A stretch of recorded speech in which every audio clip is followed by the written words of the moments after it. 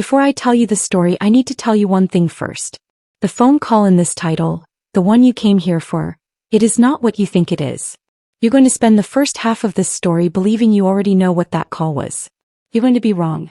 And when you find out the truth, when you understand what he actually said and why he said it is going to reframe everything you just watched in a way that I genuinely cannot prepare you for. So stay with me, because this story starts 12 years before the altar. It starts at 2 in the morning in a hospital waiting room with a woman sitting alone, and a stranger who made one quiet decision that neither of them would fully understand for the next 12 years. This is where it begins. Her name is Yoon. She is 26 years old. Her younger brother is in surgery after a street attack that happened so fast she didn't understand what she was seeing until it was already over. She called her mother. Her mother didn't come. She called 2 friends.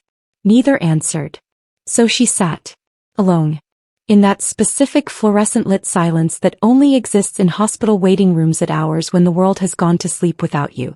Her hands are pressed flat against her thighs, both of them hard, like pressure alone can hold a person together when everything else is failing. A man sits down beside her. She doesn't look at him. He doesn't speak. He just sits. Not close enough to intrude. Close enough that she is no longer the only person in the room. He stays for 4 hours. She falls asleep around hour 3. When she wakes up, her brother is out of surgery. The chair beside her is empty. And on the seat where the man had been, a paper cup of vending machine tea gone cold. Left there before he walked out, like an apology for a departure she slept through. She never found out who he was. She never found out that he paid every single medical bill before he left. She never found out that the man who attacked her brother was never seen again either. She never found out any of it. Till now. Fast forward. Present day. Central Seoul. There is a black car parked on a side street 1 block from a church. Engine off. Windows so dark nothing gets in or out. No light, no eyes, nothing. Inside that car a man is sitting completely still. His name is Jae-won Shin. He is 38. He runs the Chongya, the Black Knight, which is Seoul's most feared criminal syndicate. He controls the port districts. Silent partnerships in 3 financial institutions. Half the city's private security firms, through arrangements nobody can prove because the documents don't exist in this country.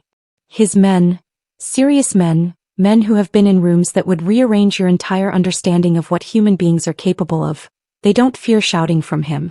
He rarely shouts. What they fear is silence. A specific kind of silence that means someone's life is about to change in a way they won't enjoy. He is, by every available measure, one of the most powerful and dangerous people in Seoul. He is currently sitting in the back of a car, watching a woman adjust the train of her wedding dress through a 2-inch camera feed. The camera is in a florist's van outside the church. The florist is real. The flowers are real. This kind of arrangement is not unusual in Jae-won's world. What is unusual, what has always been unusual, what he has never once fully explained to anyone including himself, is the reason it exists. Because there is no strategy here. No leverage. No information being gathered that anyone will ever use. He is just watching. He has been just watching for 12 years. And I need you to hold that detail, because everything that happens in the next 30 minutes hangs on it. The groom is late. Jae-won notices before anyone inside the church does. He notices the wedding coordinator's posture change. He notices the maid of honor check her phone for the 3rd time. He notices Hoon turn toward the entrance again, because that is her name, Yoon, and he has known it since a hospital waiting room when she was 26. He notices her turn toward the door with an expression that is still hope but is starting to crack down the middle. The groom does not come. And then the crack opens all the way. It isn't dramatic. There's no movie moment. It's just, her shoulders change. Her whole body changes in a very small way, like something that was holding her upright from the inside has quietly stepped back. She stops checking the door. She stands absolutely still for a beat that goes on too long. Min Kyung, her younger sister who has been watching Hoon with the focused worry of someone who was half expecting this, appears beside her and puts one hand on her back. Hoon doesn't move for 3 full seconds. Then she sits down on the church steps in her wedding dress and she weeps. Not quietly. Not with any kind of dignity. Completely. Jae-won watches for 40 seconds. Then he makes a call. Find Park Seo-jin. I want to know who he owes and how much. There is a pause on the other end. Half a second too long. Sir. Careful voice. A man choosing his words with precision. We already cleared his debts. 3 days ago. Per your order. Jae-won says nothing. Sir? Was that not? Who gave that order? You did, sir. Tuesday night. Now here, right here, I need you to pay attention. Because Jae-won does not remember giving that order. He remembers Tuesday night. He remembers standing at his office window, the Han River below, the city indifferent and glittering, and a thought crossing his mind, barely even a thought, more like the shadow of one, that Park Seo-jin smiled like a man who had never once been tested by anything real. He must have made the call. Before he let himself understand what he was doing. Before he could talk himself out of it. Take me home, he tells his driver. He stops watching the feed. He has done enough. Too much. He has done, without acknowledging it, exactly what he had told himself for 12 years he would never do. And what he's done is only the beginning. Because there is a thread now, an unintended one, and it is about to pull everything apart. Stay with me. 3 weeks pass. Hoon goes back to work. And I want to tell you something about Hoon Yoon before we go any further, because this story is as much about her as it is about him. And she deserves more than to just be the woman something happens to. She is a hospital social worker. If you know anything about what that job actually demands, the emotional exposure, the daily weight of other people's worst moments, the systems that fail people right when they need them most, then you understand that returning to work 6 days after being left at an altar is not avoidance. It is not weakness dressed up as strength. It is just what this particular woman does. She heals by keeping her hands occupied. He always has. She returns every wedding gift. Cancels the venue. Handles the deposits and the vendor calls and the uncomfortable relatives who don't understand why she isn't more visibly destroyed. She handles all of it with a competence that impresses even people who already knew how capable she was. But here's what I need you to see. On her 6th day back, a Tuesday afternoon, there is a case. A 13-year-old girl brought in after a collapse at school. The kind of case that comes wrapped in a complicated family situation underneath it. A mother present but not really present. A father on the paperwork but not in the room. A child who has been managing things she was never supposed to manage alone for longer than anyone knew. Hoon sits with her for 2 hours. She doesn't rush. She doesn't apply the professional script. She just stays in the room until the girl stops performing fine and starts telling the truth. I'm telling you this because it matters. Because the Hoon who walked out of that church with mascara on her face and nothing else. She is the same woman who will sit in a room for 2 hours refusing to let a child carry pain alone.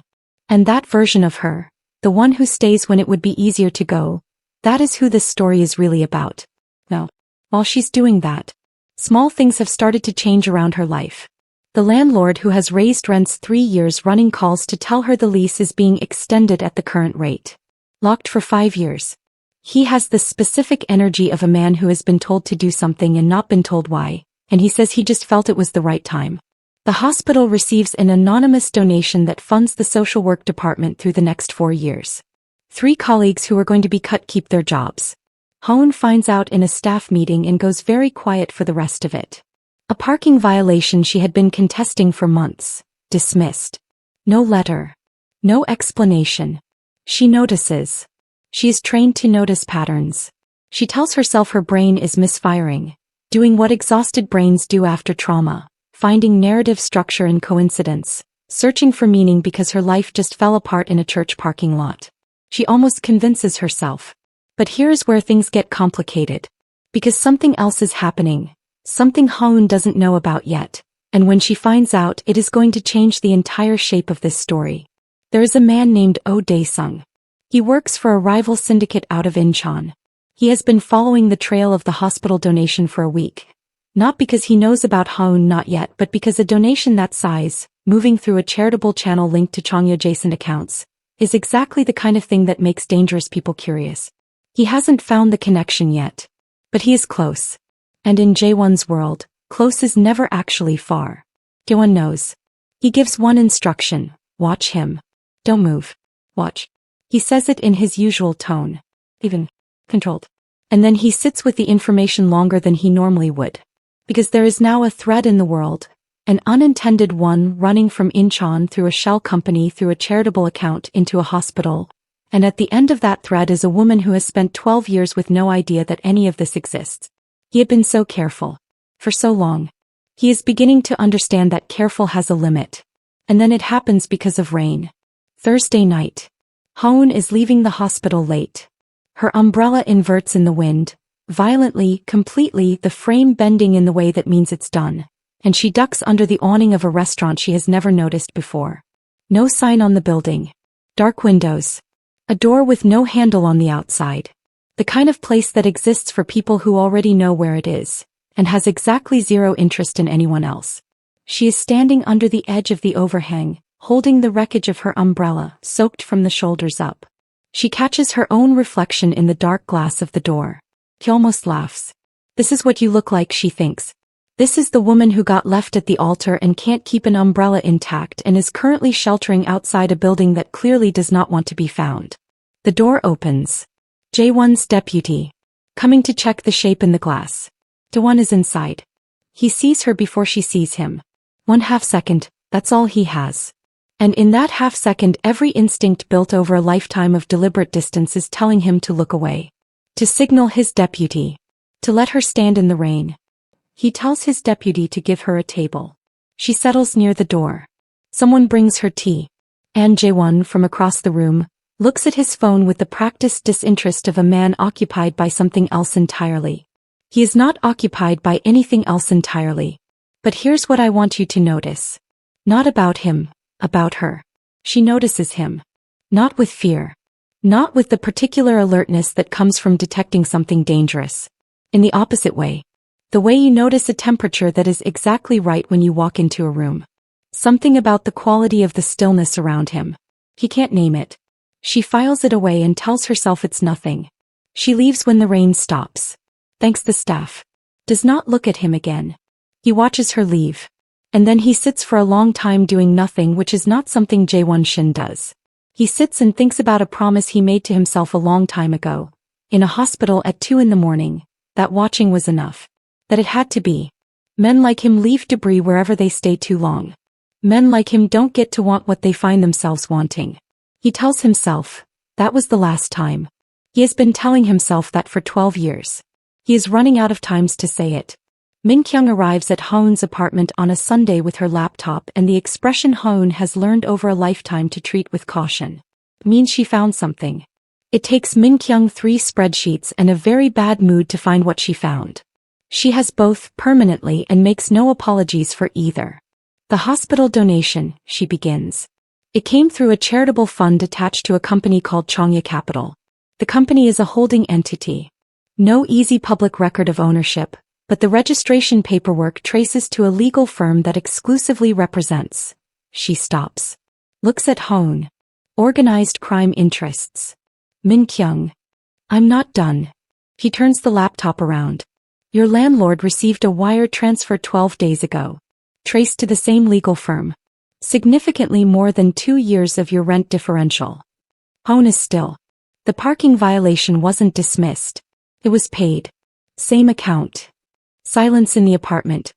And then I went further back. Min Kyung says this carefully. She knows what the next part cost. 12 years ago. Jaehoon's surgery. The bills. I found the payment record, Hoon. It was a private account. I traced it. Hoon looks at her sister. The account belongs to a holding company that predates Chongya Capital by 2 years. Same registration addresses. The room is very quiet. Someone has been making your problems disappear since you were 26 years old, Min Kyung says. And there is one more thing. Someone from Incheon, a man named Oh Dae-sung, has been following the donation trail for a week. I noticed him while I was tracing it. Whoever this person is that's been protecting you, they have enemies. And those enemies are now one thread away from knowing your name. Hoon breathes. Who do you know? Min Kyung says quietly, with that kind of reach. Who do you know that has been this close to your life for this long? Hoon doesn't answer. He thinks about a restaurant with no sign. A man who looked at his phone with too much effort. The feeling, inexplicable and immediate, of walking into a temperature that was exactly right. He thinks about a paper cup of tea on an empty chair. He already knows. That is the most frightening part. He goes back to the restaurant. She doesn't know for certain he'll be there. But she is beginning to understand, with the pattern recognition she uses every day in the worst cases, in the most complicated family systems, that he is always there when she appears. That this has never been coincidence. That she has been, for 12 years, the last person to understand something that has been true the entire time. He's there. She sits down across from him. She puts Min Kyung's spreadsheet on the table. He looks at it. Looks at her. He does not deny it. What follows is not a confrontation in any dramatic sense. No shouting. No accusations thrown across the room. It is just the truth sitting between two people who both already know what it is. Hoon asks questions in the same flat, careful voice she uses with clients she doesn't want to push too hard. Why? A long pause. You were alone. In a waiting room. 2 a.m. And nobody came. That was 12 years ago. Yes. She stares at him. He holds it. You paid off the man who was supposed to marry me. I removed a problem. He was my fiancé. He was a debt with a face. You would have found that out eventually. I shortened the timeline. You don't feel guilty, she says. Not an accusation. Just the most disorienting thing about the entire conversation. No. Pause. He tries again. I didn't want to watch you spend your life being someone's managed risk. She's about to stand. And then he says, without his usual control, without the flat, even tone he uses for everything. There is a man from Incheon tracing the donation. His name is Oh Dae-sung. He has been at it for a week and he is not the kind of problem that stays small. Hoon goes very still. That's not your concern, he says quickly. I'm handling it. She repeats the words back. I'm handling it. Fully. A man from a criminal organization is following a thread that leads directly to my hospital, and that is not my concern. He says nothing. Because there is nothing to say that doesn't confirm exactly what she is already understanding. That his world has a thread in hers. That it always has. That the careful distance he maintained was never actually distance at all. It was just architecture. Very elaborate, very deliberate architecture. Built to look like nothing was there. You put me in the middle of something, she says, while telling yourself you were keeping me out of it. A very long silence. Yes, he says. Very quietly. He stands. Leaves the spreadsheet on the table. Deal with Oh Dae-sung. Then don't contact me. She walks out. He doesn't follow. He sits in the still of the restaurant and looks at the empty chair across from him and thinks, for the first time without the comfortable lie of obligation softening it, that he is the loneliest person he has ever known. I need you to stay with me now. Because what happens in the next 2 weeks is the part of this story that changes everything. The one handles Oh Dae-sung in 4 days. No harm. No violence. Leverage cleanly applied. Oh Dae-sung stops looking. The thread disappears. The hospital donation will stay clean. This is the kind of thing Jae-won is good at. The kind of problem that other men in his position would have solved loudly, messily, with consequences that ripple outward for months. He solves it the way he solves everything. Quietly. Completely. With no visible evidence that anything happened at all. He returns to the usual rhythms. Negotiations. Leverage. The maintenance of a structure that requires constant patient attention. He has done this for 15 years. He is very good at it. It is the only version of himself he has ever known how to inhabit without apology. He does not check any camera feeds. The last active one was removed 3 years ago and he reminds himself of this the way a person sometimes has to remind themselves of a decision they've already made. One morning his deputy comes in with a report on Oh Dae-sung and mentions almost incidentally that someone else had been watching. A civilian, a data analyst working from a separate angle. Thorough. Very thorough. Min Kyung-yoon, Won says. His deputy blinks. You know her. Leave her alone. Of course. I just thought. She is the most perceptive person in this situation, Jae-won says. Including me. The deputy leaves. Jae-won stands at the window. The Han River. The city. The usual indifferent landscape of a life he has built entirely on not needing anything from it. He thinks about the confrontation in the restaurant. About the specific moment he said, I'm handling it, instinctively, automatically, like a man who has been handling things for 12 years without permission and has somewhere along the way stopped noticing that this requires permission. He saw the way her face changed when he said it. Not relief. Not gratitude. Clarity. The clarity of a person watching someone confirm the worst thing they suspected. He has been so careful. For so long. And it turns out careful isn't protection. It's just distance wearing a different name. Meanwhile, Haun is building her own spreadsheet. She doesn't have Min Kyung's professional tools. She has a notebook and a kitchen table and the exhaustive, meticulous habit of a woman who cannot afford to deceive herself anymore. Not now. Not about this. She goes back through her own history from age 26. Methodically. Without rushing. The scholarship that appeared in her third year. The threatening neighbor who moved out 2 weeks into what she had been bracing to handle alone. An audit on her savings account that was quietly resolved in her favor inside a week. A grant for her department that arrived the year the budget cuts were going to hollow it out. He writes them all down. He counts them. And she sits with the list for a long time. She thinks, what kind of man does this? Not what kind of criminal. Not even what kind of obsessive, which was the word she tested in the first week and put down because it didn't fit. Because there was never an intrusion. Not once. Not a contact, not a presence, not a single moment where she had felt the weight of being watched or owned or controlled. Just things. Getting quietly easier. In the background of a life she was fully, independently living. She thinks, what kind of man does this and never asks for anything back? She thinks about a stranger in a hospital waiting room at 2 a.m. who sat in the chair beside her for 4 hours and said almost nothing. Who left a cup of cold tea and then disappeared before she woke up because she understands now, she is beginning to understand now, because he had already decided something. About himself. About what he was and wasn't allowed to want. She thinks about a man in a restaurant who looked at his phone like his life depended on it. She picks up her notebook. She puts it down. He thinks about the word he used. Keeping. He didn't use it as a confession. He used it as a question. To himself she realizes. He is the one who doesn't know the answer. She picks the notebook back up. She goes to the restaurant on a Tuesday. 9 p.m. She has paid enough attention to know this is when he is always there. She does not know what she is going to say.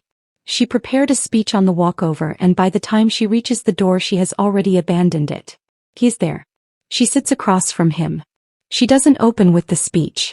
I spent 2 weeks trying to be angry at you, she says. He waits. I am angry at you. You had no right to make decisions about my life without asking me.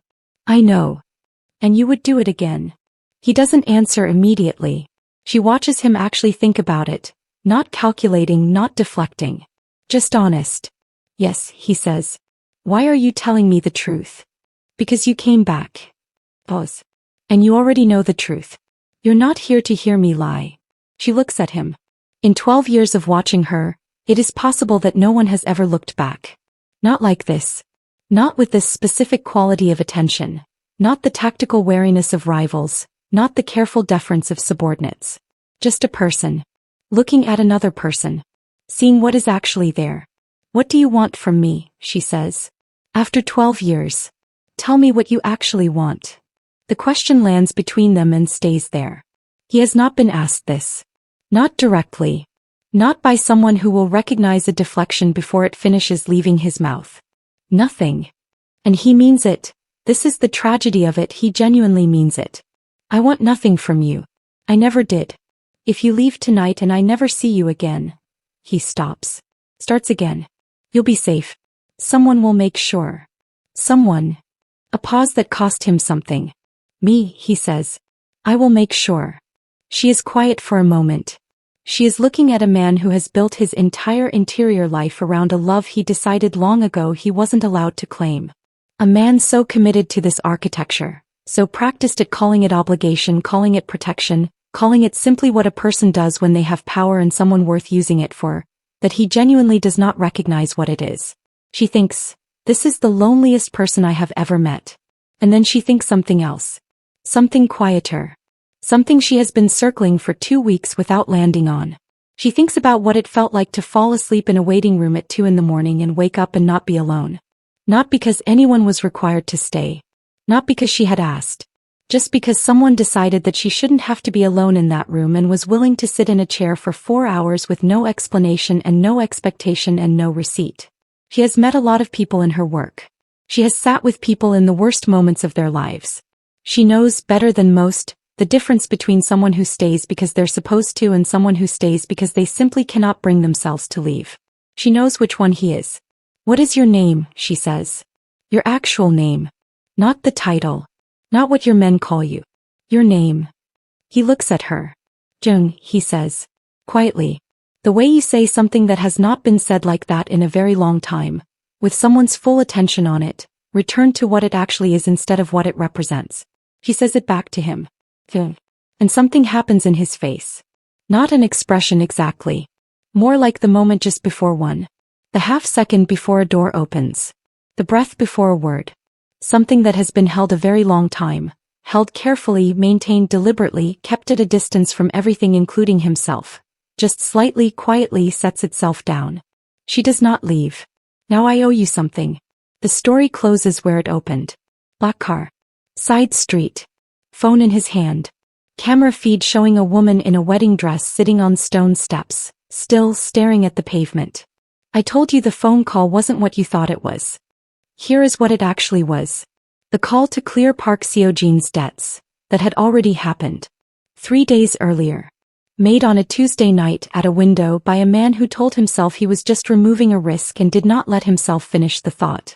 The call he made in that car, the one the title promised, the one you have been waiting for, was to his own deputy. And this is what he said. Pull the file on Hoon Yoon. Every intervention we've made in the last 12 years. Every account, every arrangement, every solved problem. Pull all of it. What do you want to do with it, sir? Outside through the feed she had stopped crying. She was sitting on the church steps. Completely still. Staring at the pavement with the expression of a woman who is deciding whether she has enough left to stand up. I want to look at it, Ji-won said. His voice was what it always was. Even. Controlled. I want to look at all of it. And then, sir. Pause. I want to decide whether I've been protecting her. His deputy waited.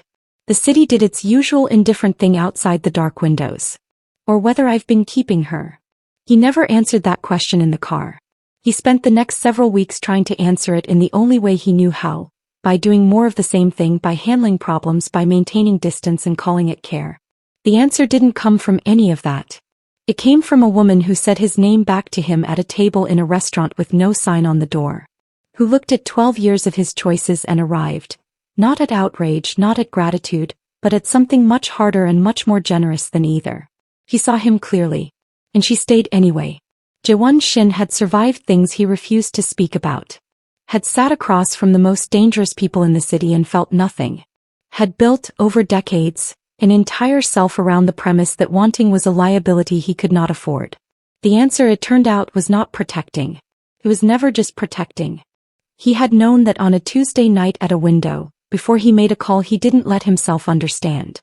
He had known it in a hospital waiting room at 2 a.m. when he chose a chair and sat down and stayed. The only thing he hadn't known was whether knowing was enough to make him stay. Now he does.